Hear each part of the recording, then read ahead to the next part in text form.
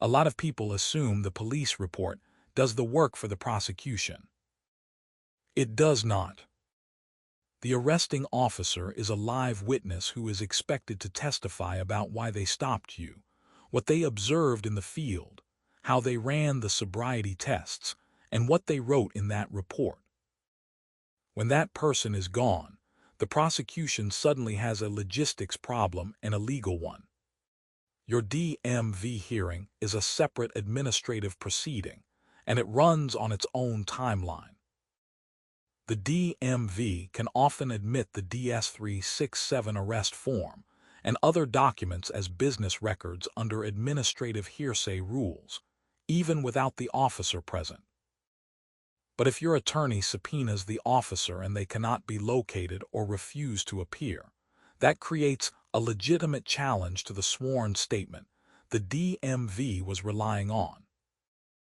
The DMV side is not automatic, and knowing how to push on officer testimony there takes specific experience with those rules. In criminal court, the stakes are higher. The Sixth Amendment gives you the right to confront the witnesses against you. If the prosecution wants to use the officer's observations, they generally need that officer on the stand. A police report read aloud is hearsay and cannot substitute for live testimony.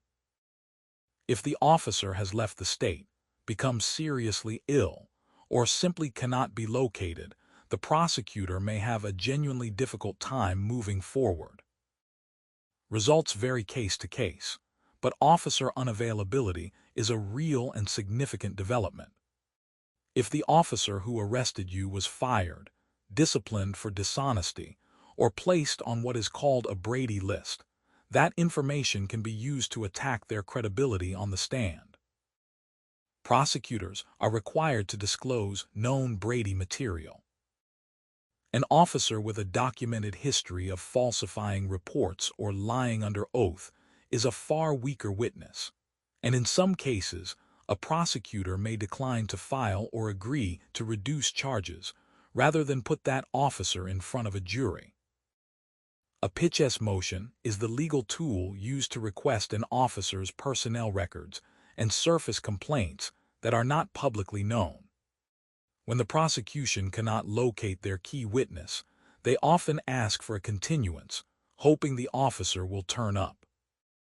California law, under Penal Code 1382, gives the prosecution a limited window to bring your case to trial.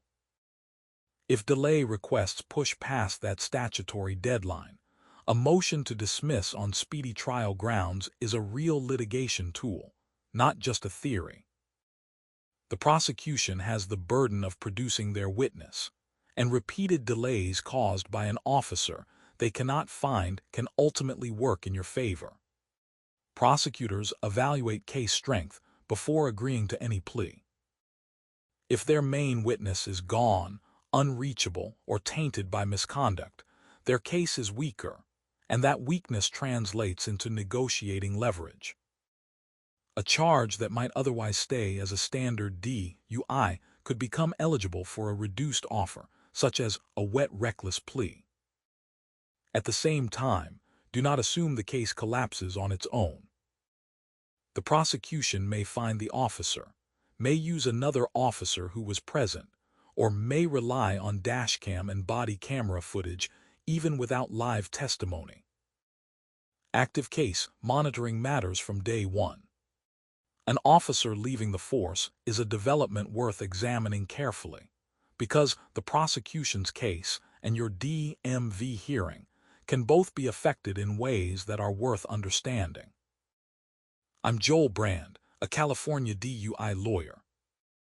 This is general information, not legal advice. If you want a free written case analysis, it is at DUI.guru.